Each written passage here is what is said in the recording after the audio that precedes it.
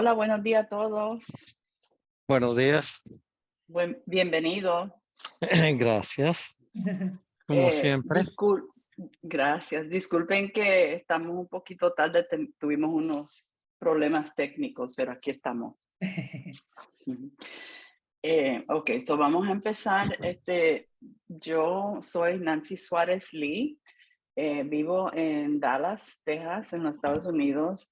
Y yo tuve un trasplante de doble pulmón hace 11 años y medio. Yo soy nacida en Nueva York de padres puertorriqueños.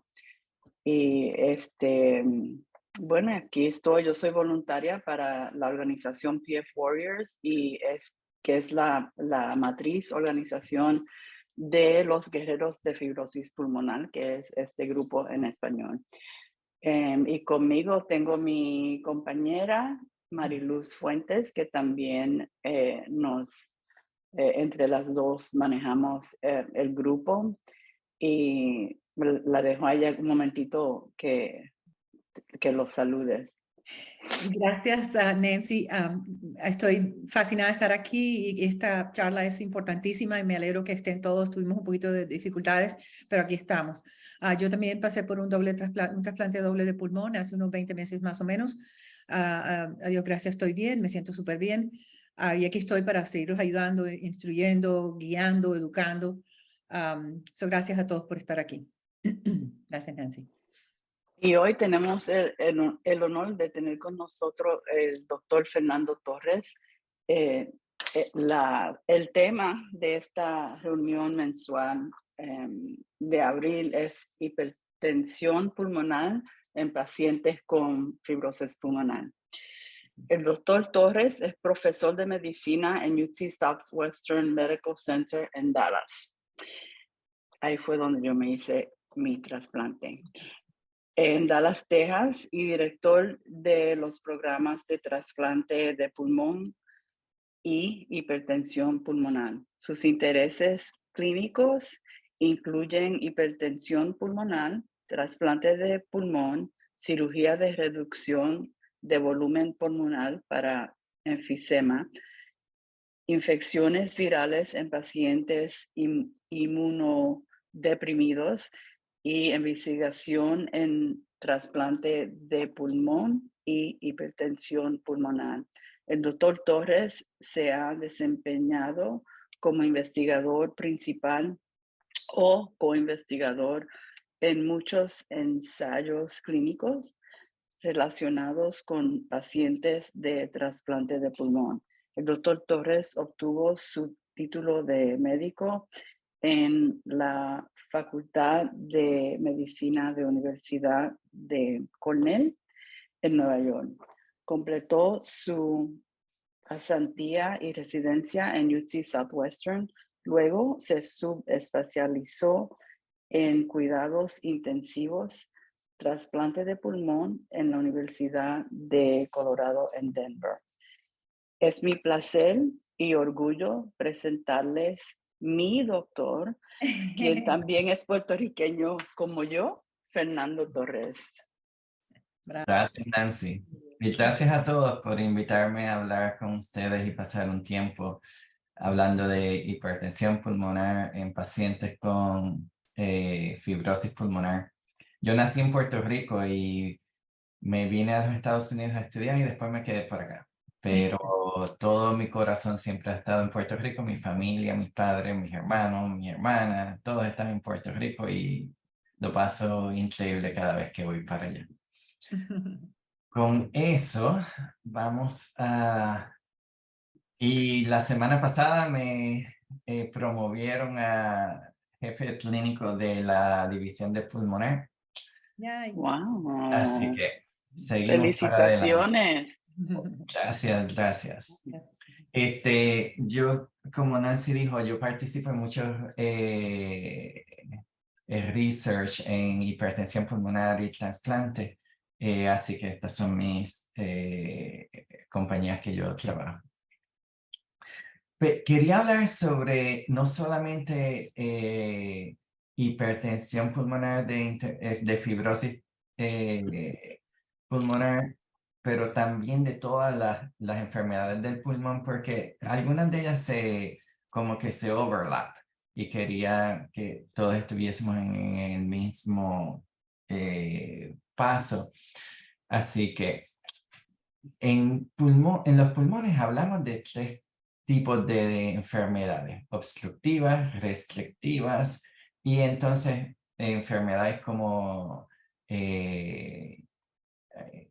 apnea del sueño que causan hipertensión pulmonar. Así que vamos a empezar con la primera, enfermedades obstructivas. La más importante es enfisema, COPD.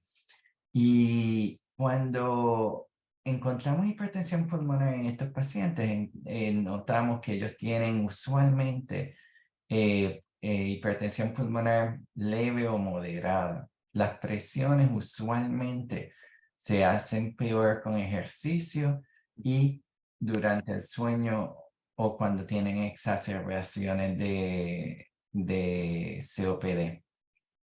Pero usualmente la hipertensión pulmonar está entre 20 a 35 cuando hacemos el cateterismo cardíaco. El problema es que la sobrevivencia de esos pacientes cuando tienen hipertensión pulmonar es 50% a 5 años. Usualmente, cuando los pacientes tienen hipertensión pulmonar, la oxigenación está debajo de 90%. Cuando tienen COPD que es severa, entonces el soplo, cuando hacemos los estudios donde soplas en la máquina, el FEV1 está bajito y la oxigenación está baja. Cuando vemos el rol de usar oxígeno en estos pacientes, es importante porque vemos que a medida de que los pacientes están en menos oxígeno, como por ejemplo, cuando están viviendo en montañas, vemos que el 30% de esos pacientes tienen hipertensión pulmonar cuando tienen enfisema. Así que mientras menos oxígeno tienen, la hipertensión pulmonar tiende a ser peor. Cuando vemos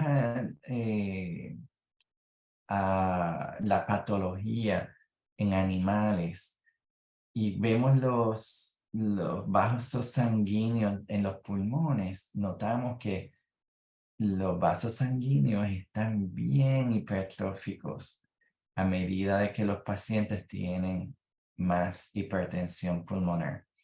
Estos son animales que los mantenemos al aire. Esto es cuando les ponemos menos oxígeno, 10% oxígeno, a 2 semanas y después a 6 semanas. Así que notas que los animales desarrollan hipertensión pulmonar a medida de que tienen menos oxígeno.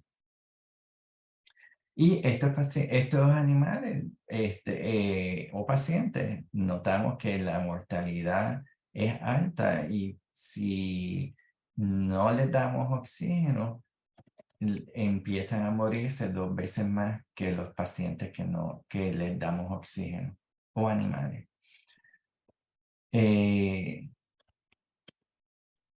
Así que tenemos que estar pendientes de mantener el oxígeno alto cuando desarrollamos hipertensión pulmonar porque tenemos oxígeno bajo en pacientes con COPD. Es interesante notar que cuando evaluamos pacientes para tener trasplante o para hacer long volume reduction surgery, como el 50% de pacientes tienen hipertensión pulmonar. Y eso es importante porque si estos pacientes tienen hipertensión pulmonar, las cirugías son más difíciles. Cuando vimos en el NET trial, ese fue el trial para hacer long volume reduction surgery cuando pacientes tenían COPD, 50% de los pacientes tenían presiones sobre el 20 milímetros de mercurio. Y si mirábamos la sobrevivencia de los pacientes, aquellos que tenían presiones menores de 20 o de 20 a 40, la sobrevivencia era bastante buena, mientras que los que tenían presiones más de 40, la sobrevivencia era muy pequeña. Doctor, ¿puedo hacer una aclaración o una pregunta? Sí. Sí, para que los pacientes que estén en Sudamérica o en diferentes lugares tengan de pronto una confusión de COPD en estos países, es EPOC. EPOC, Sí. perdón. Sí, No, COPD, EPOC. EPOC, gracias. Y vamos a llegar a fibrosis pulmonar en un segundo. Pero No se lo vayan. es importante hablar de EPOC porque hay veces que están unidas. Pacientes que tienen EPOC y fibrosis pulmonar.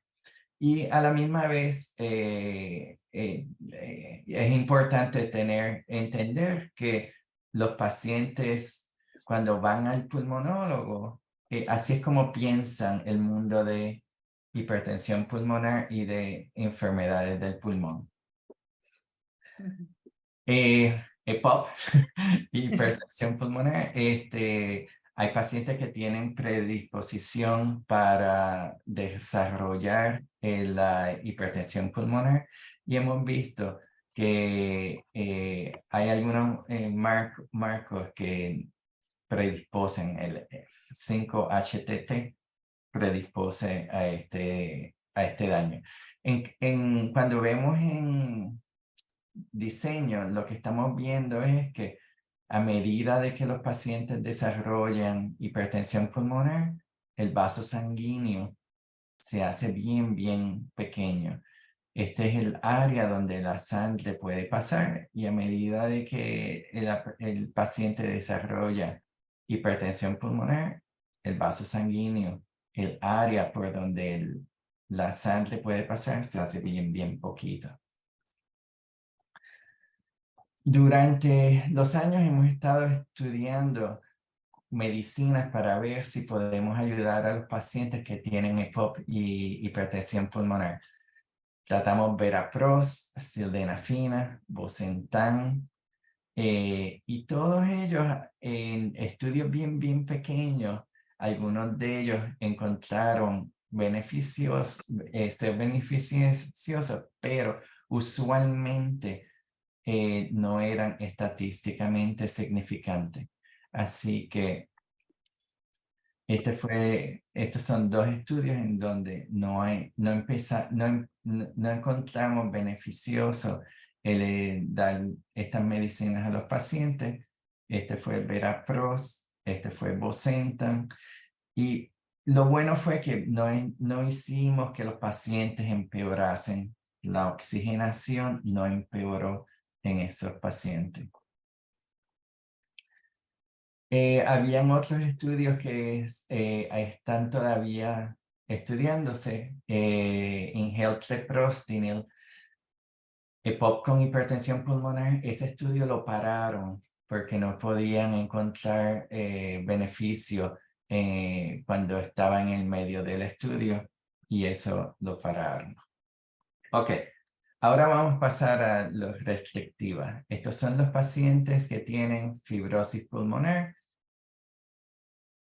Así que vamos a hablar sobre ello.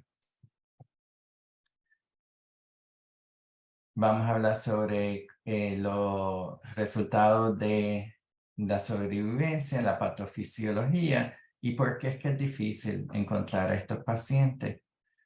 Y entonces si debemos de tratar o no tratarlo. Cuando hablamos de hipertensión pulmonar, nosotros hemos clasificado a los pacientes en 5 buckets. Hipertensión pulmonar arterial es el grupo 1, el grupo 2 es hipertensión pulmonar porque el lado izquierdo del corazón no funciona bien y después el 3 que es donde estamos hablando. El 4 son de trombosis pulmonar. Y entonces el 5 es misceláneo. Aquí vamos a estar, y acuérdense que hipertensión arterial pulmonar, la presión cuando hacemos el cateterismo no es el sonograma del corazón, es el cateterismo. La presión media es más de 25 milímetros de mercurio. Ahora, esa fue la definición en el World Health Organization 5. En el 6 cambiamos eso y lo llamamos 20. Así que ahora esa definición ha cambiado un poquito. Pero vamos a concentrarnos ahora en este grupo. Cuando hablamos de pacientes que tienen hipertensión pulmonar y fibrosis pulmonar, usualmente estamos hablando de pacientes que tienen un FVC, Forced Vital Capacity, que está bajado. Cuando vemos pacientes que tienen hipertensión pulmonar con fibrosis pulmonar comparados con los que no tienen hipertensión pulmonar, vemos que la caminata de 6 minutos ha disminuido significantemente de 366 a 144, 150 metros. Cuando vemos la sobrevivencia también es un problema. Pacientes que tienen fibrosis pulmonar y tienen por ecocardiograma, por sonograma del corazón, ecocardiograma, si tienen las presiones normales, entre medio de 35 a 50 y más de 50, la sobrevivencia es muy distinta.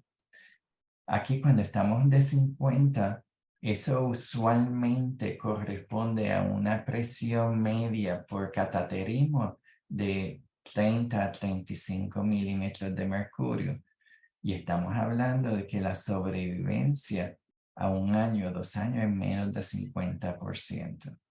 Por eso es que cuando encontramos que los pacientes que tienen fibrosis pulmonar y hipertensión pulmonar, los referimos rápido a trasplante. Y esto es un estudio retrospectivo de casi de 500 pacientes.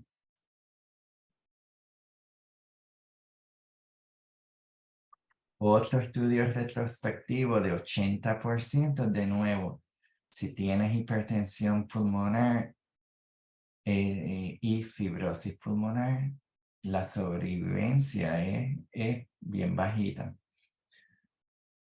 50% a 3 años.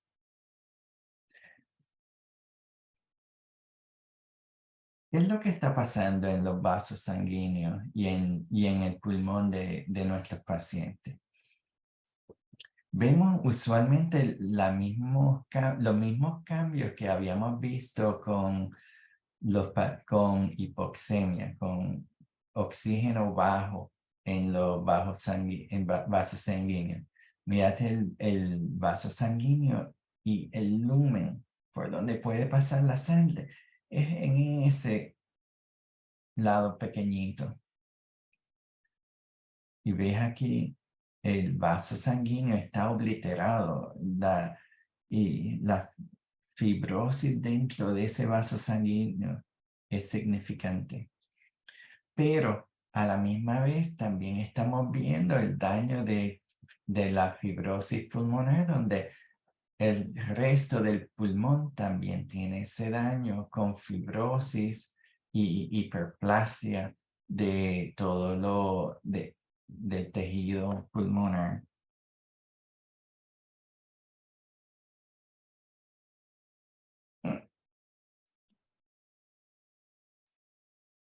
No quiero avanzar.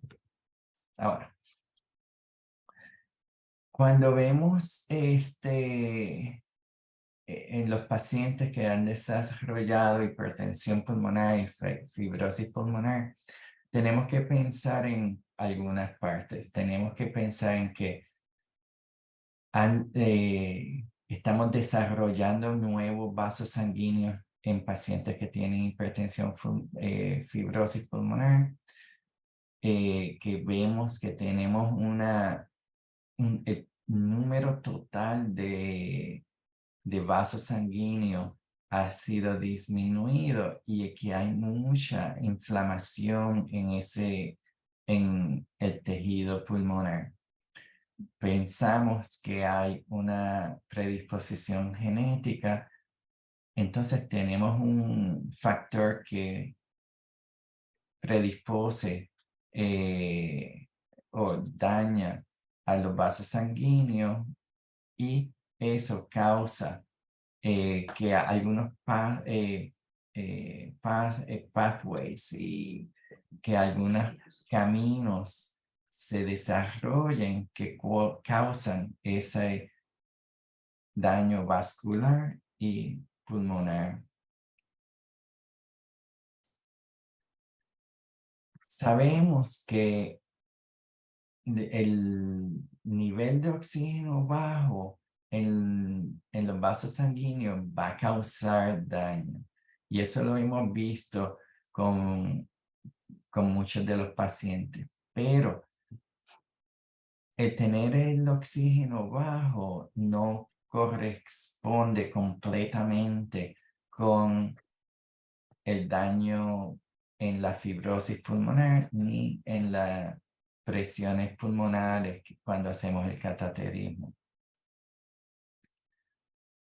Sí hemos notado que los pacientes que tienen la fibrosis pulmonar leve en comparación con severa, tienden a tener más hipertensión pulmonar, que es interesante porque todos hemos pensado, mientras la fibrosis pulmonar con el FBC bien bajo comparado con bien alto, estaríamos pensando que la hipertensión pulmonar sería peor en este lado, pero en verdad es al revés. Los pacientes que tenemos con hipertensión pulmonar tienden a tener una FBC un poco más alto. Así que es interesante que las presiones pulmonares no están correspondiendo tanto a los niveles de LCO, FBC, etc. Otro estudio donde hemos encontrado hipertensión pulmonar y donde hemos visto a los CT scans del pulmón y estamos viendo la severidad del CT scan con fibrosis, tampoco corresponden a la hipertensión pulmonar. Así que el diagnóstico de hipertensión pulmonar con fibrosis pulmonar es bastante difícil. Si miramos a ecocardiogramas en un estudio de pacientes con daños crónicos al pulmón, las presiones que estimamos con el ecocardiograma no corresponden con la hipertensión pulmonar cuando hacemos cateterismo. 50% de los pacientes con hipertensión pulmonar con el cateterismo tenían presiones normales en el ecocardiograma. Así que eso es un problema para los doctores porque hay veces que el ecocardiograma sobreestima o subestima las presiones en los vasos sanguíneos del pulmón.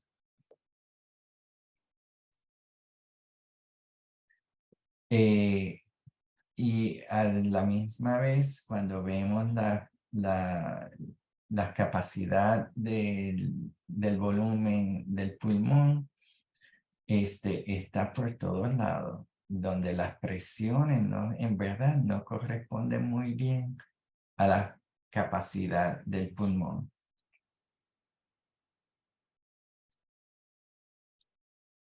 Y eso es sin contar que tercero de los pacientes con con fibrosis pulmonar, que tratamos de chequear las presiones con el ecocardiograma. Ellos no pueden, el cardiólogo no te puede dar una medida porque el ecocardiograma no te lo puede dar.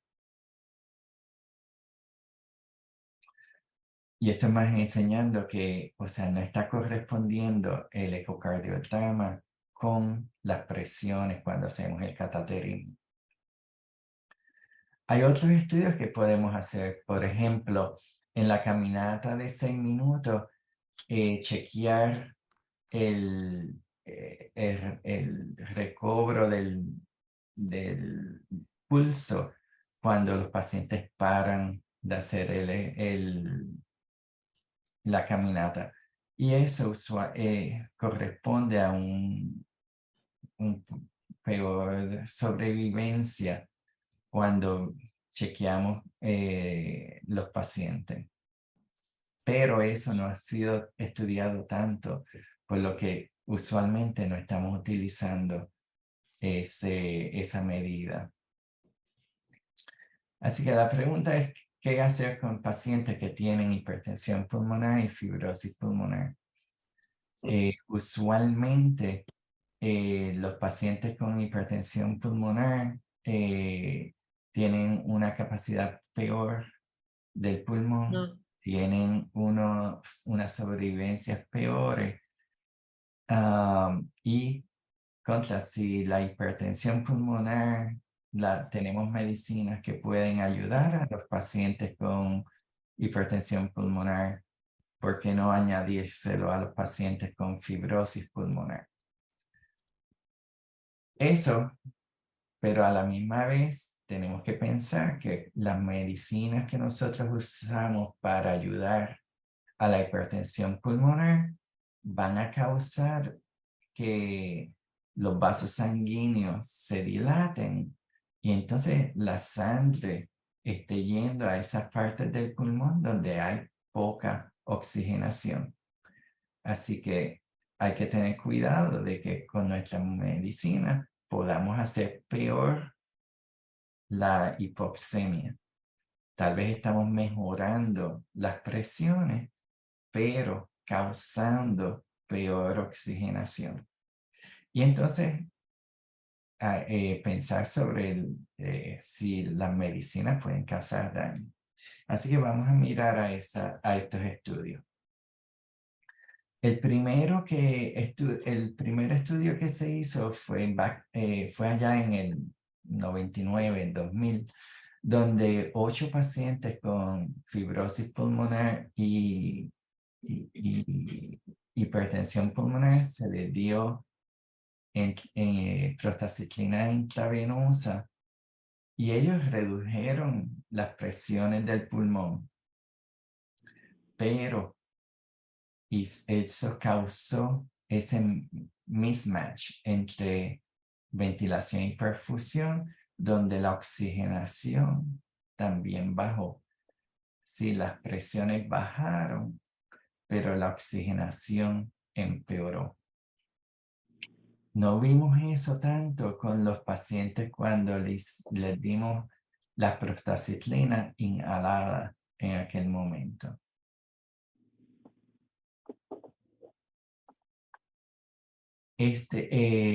Después de eso tenemos que ir más a los 2015, donde Sagar, él estaba en California y el hermano en Phoenix, hicieron un estudio donde a los pacientes con hipertensión pulmonar y fibrosis pulmonar le dieron 12 semanas de prostaciclina sistémica, cleprostinil. Y esos pacientes, cuando hicieron el cateterismo, las presiones parecían que estaban mejor. La oxigenación también mejoró en estos pacientes en vez de empeorar.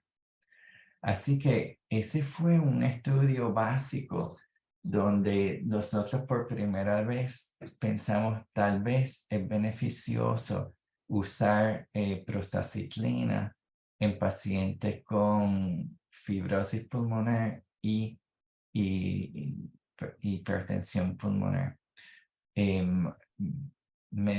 Markers como BNP que miden cuánto trabajo el corazón está haciendo, también mejoraron de 500 a 200.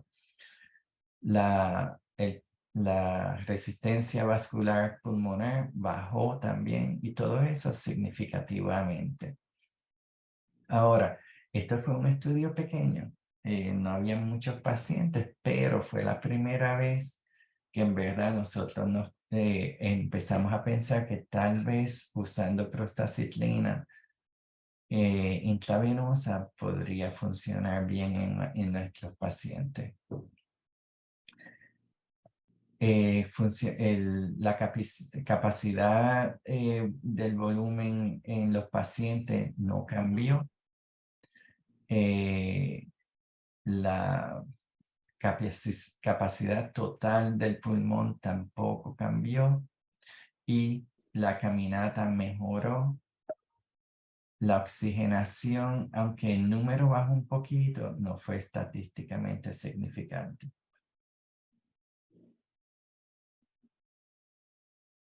Cuando vimos el tamaño del ventrículo derecho, también empezó a mejorar, y el TAPSE, que es una medida de cuánto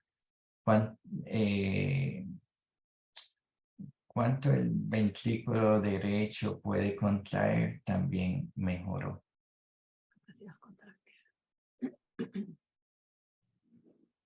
Eso fue treprostinina intravenosa, sildenafila. 14 pacientes, la distancia de la caminata mejoró 49 metros, pero cuando hicimos un estudio más grande de 150 pacientes, no encontramos que los pacientes estaban mejorando en la caminata y la oxigenación no cambió mucho. Pero el STEP trial, que era con pacientes de fibrosis pulmonar, no fue significativo. 16 pacientes tratados solamente con una dosis en cateterismo, epoprostenol, que eso es Flolan, bajó la resistencia vascular pulmonar casi 40%, pero causó mismatch, es la hipoxemia, 17% de los pacientes. Sildenafila bajó la resistencia vascular pulmonar sin causar hipoxemia. Óxido nítrico, que es un gas, bajó la resistencia vascular pulmonar sin causar el mismatch o hipoxemia. Cuando vemos bosentan en un endothelin receptor antagonist, un receptor de endothelina antagonista, estos eran pacientes, el Build One Trial eran pacientes con fibrosis pulmonar sin hipertensión pulmonar. Así que esto era más bien para tratar la fibrosis pulmonar. A 12 meses, el resultado que queríamos ver era la caminata de 6 minutos. Y después teníamos otros parámetros que estábamos viendo. En base los pacientes estaban caminando 370 metros y a un año no vimos un cambio significante en la diferencia en la caminata. Cuando estábamos mirando a eventos como muerte, hospitalizaciones, etcétera, tampoco vimos una diferencia entre el placebo y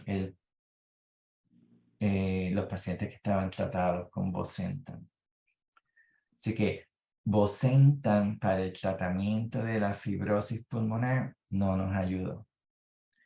Ahora, Artemis fue un estudio de pacientes que tenían fibrosis pulmonar y hipertensión pulmonar. Ambas enfermedades a la misma vez. Y estos pacientes estábamos viendo eventos en los pacientes tratados con ambrisentan contra los pacientes en placebo. Y estábamos viendo que los pacientes en la medicina estaban haciendo peor. Cuando vimos funciones pulmonares, no había diferencia entre los dos grupos. Hospitalizaciones estaba peor en los pacientes con la medicina. Y cuando miramos a muertes, empezamos a ver que los pacientes que estaban en medicina se estaban muriendo más que los pacientes que no estaban en medicina.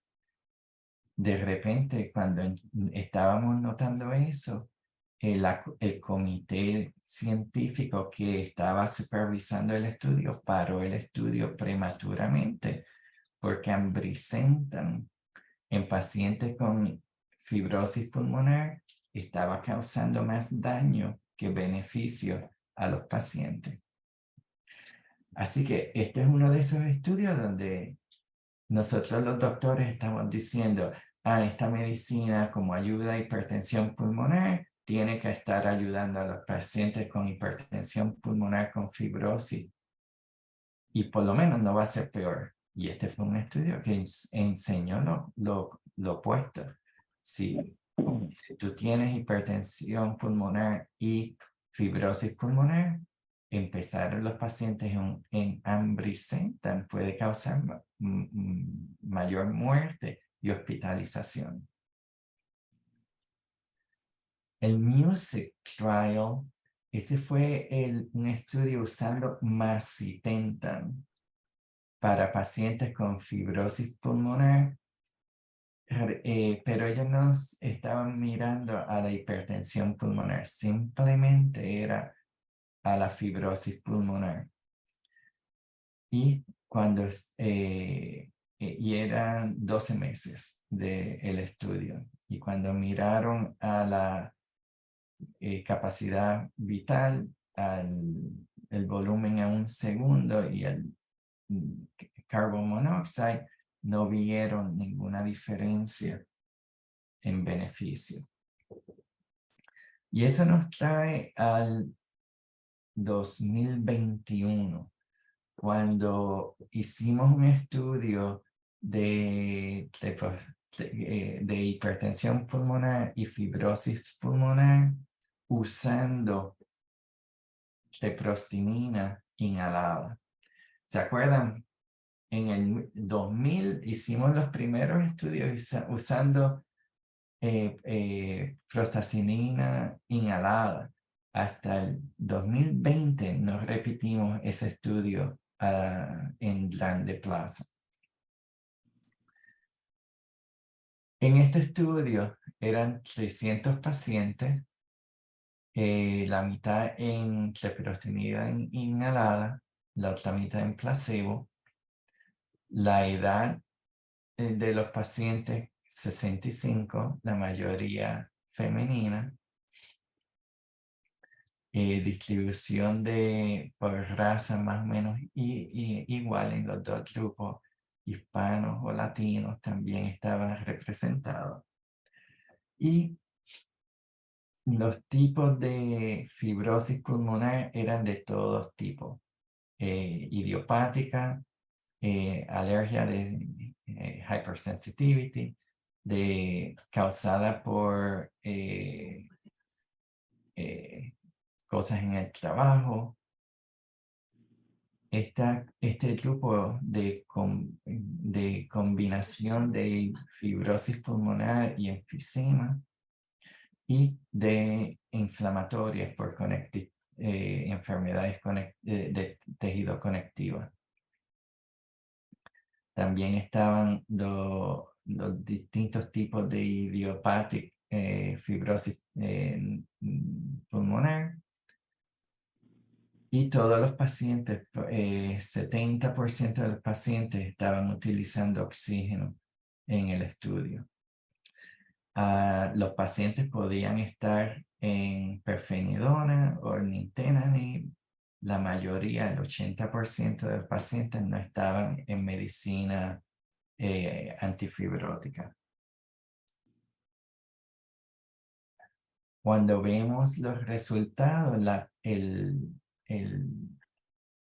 resultado primario era la caminata de 6 minutos en 16 semanas.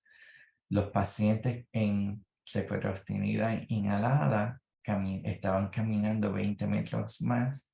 Los pacientes en placebo perdieron 10 metros, la diferencia 30 metros, que fue estadísticamente significante. Pacientes con también estábamos mirando el NT-proBNP, que es un examen de sangre para ver cómo está el corazón derecho en base y a 16 semanas. También vimos mucha mejoría en ese estudio de sangre y fue estadísticamente significante. Después estábamos buscando eventos durante esos 16 semanas. Hospitalización, la caminata de 6 minutos que se cayese por más del 15%, muerte o la necesidad de trasplante de pulmón. Cuando usamos esos valores todos unidos, también los resultados beneficiaban a los pacientes en medicina. Este es el cambio de la caminata a 6 minutos, donde los pacientes en medicina treprostinida inhalada mejoraron por 20 metros, mientras que los pacientes que estaban en placebo empeoraron por 10 metros.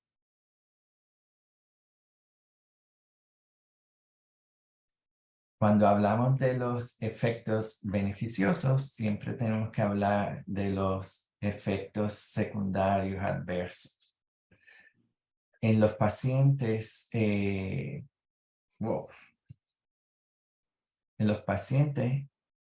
tos fue el efecto secundario más prevalente. 40% de los pacientes tenían tos. Dolores de cabeza, falta de respiración, dizziness, etcétera, no eran estadísticamente significantes comparados con el placebo. Irritación de la garganta lo notamos un poco más en los pacientes con medicina y el dolor de la garganta más bien.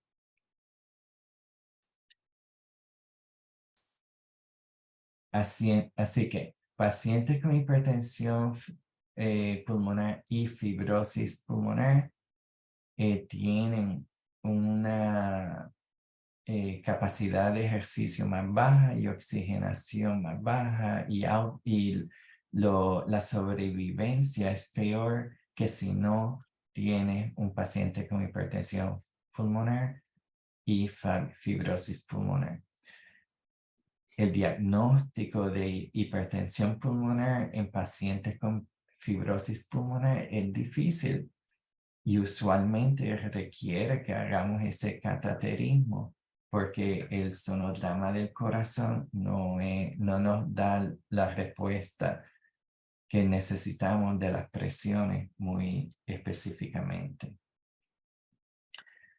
Pero ahora tenemos medicinas que ayudan a nuestros pacientes con hipertensión pulmonar y fibrosis pulmonar, por lo que los doctores ahora vamos a tener que empezar a buscar a estos pacientes mucho mejor, porque antes lo único que teníamos era trasplante. Ahora tenemos medicinas inhaladoras que los pacientes no solamente caminan más, pero no tienen hospitalizaciones, mortalidad y cambio de la caminata de 6 minutos, estadísticamente. Quería hablar un poquito sobre sleep apnea, apnea del sueño, porque eso cae en este tema de del grupo 3 con hipertensión pulmonar. Este es un estudio donde pacientes con apnea del sueño y hipertensión pulmonar, lo único que ellos hicieron fue ponerlos en CPAP, CPAP o BiPAP.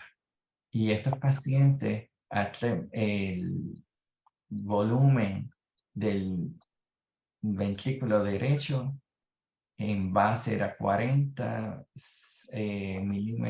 cc, 40 milímetros de mercurio y bajó hasta 30 a un año.